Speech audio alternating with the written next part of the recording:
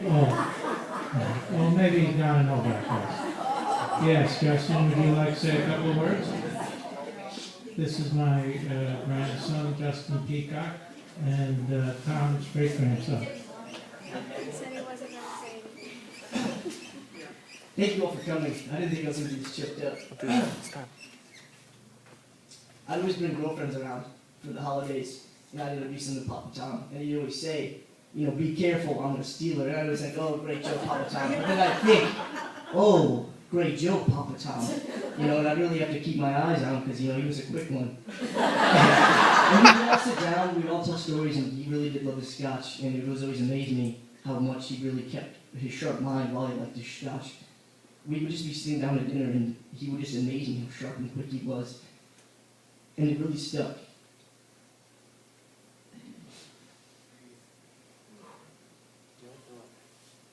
And we love and miss you, Papa Tom.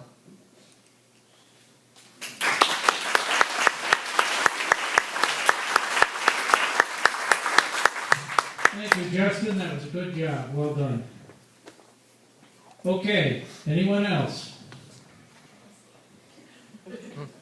Miss Elaine.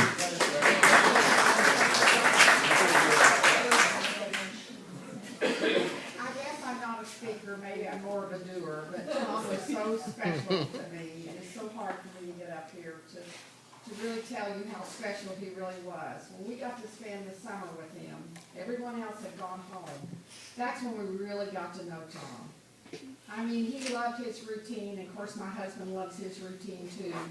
And when it was time to eat, I would go over, if it wasn't already prepared there, and he would be sitting at the table, waiting with his fork and knife. And that, I knew I couldn't be late. There's a lot of things everybody knows. I'll do it later, and then it's maybe tomorrow or the next day, but not with Tom. I can remember when he would be coming down the steps in the mornings, and he would look at me and he'd say, now I want a soft-boiled egg, and I want a pancake, and I need this and that. But he was so special because he always smiled. He would sing me a song every time I walked in the house. And I can't sing a word. I can't even hum. So he did have girlfriends that he liked better because they sang. But Harold and Harold would be the one for electronics to go down and have play the music for Florence. And he went with Tom a lot down to the life care. And they had their special time together. And another thing, he didn't like for me to fix him a drink because they never, ever put enough scotch in it. And Harold fixed his and Tom's. We both loved him dearly, and we're going to miss him. And I think the day that I cried the most was when he had signed the book that he had spent so much time writing and doing all the pictures and dedicated it to Harold and I. He's a wonderful man.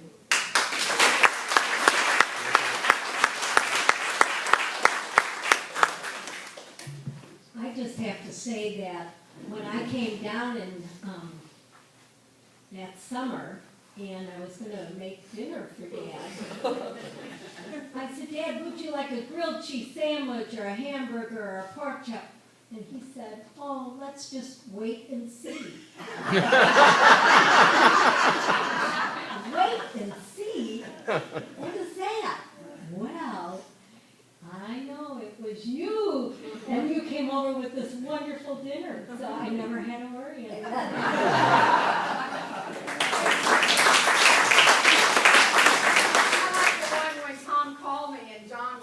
Upstairs in his office. Oh, yes. And Tom called me to tell me he was hungry. That's a true story. I think it tells you something about my cooking. If I have any talent at all, I can assure you it's not in the kitchen. I did try to make him breakfast a few times, but truly Elaine was his favorite in that department. So thank you very much for your tribute, Elaine. That was very nice. He loved you dearly, too. I think maybe, I'm not sure, but I think among the non-singers, you were probably his favorite girlfriend. You're covering really well. He's a politician. I'm never gonna be a politician.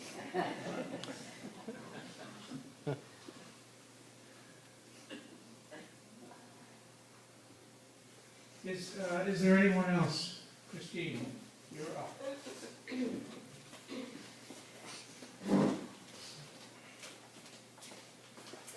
I didn't feel like I wanted to do this, but I feel very led to do it. I think Papa wants me to do this. I'm the oldest grandchild, so I was always his favorite. He called me his number one.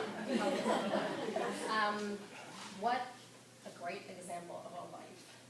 I mean, if you look at my grandma and Papa's marriage and their love for their kids and their faith that they had in God. I had my grandma's wedding ring on, and I will never take this off. I mean, it's such a great example of two people to live the way they lived. They worked hard, they lived hard, they raised a great family. And what an example. And I hope that I can have that example in my family. Just want you Breckenridge people to know that he adored you. I would come and visit him for a few days, and yes, he waited for Elaine's food.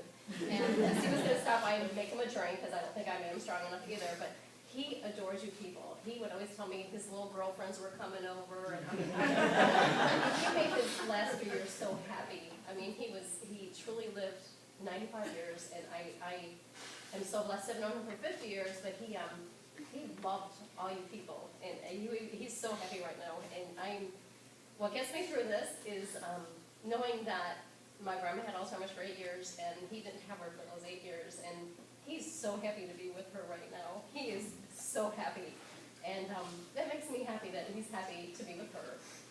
Thank you all for coming.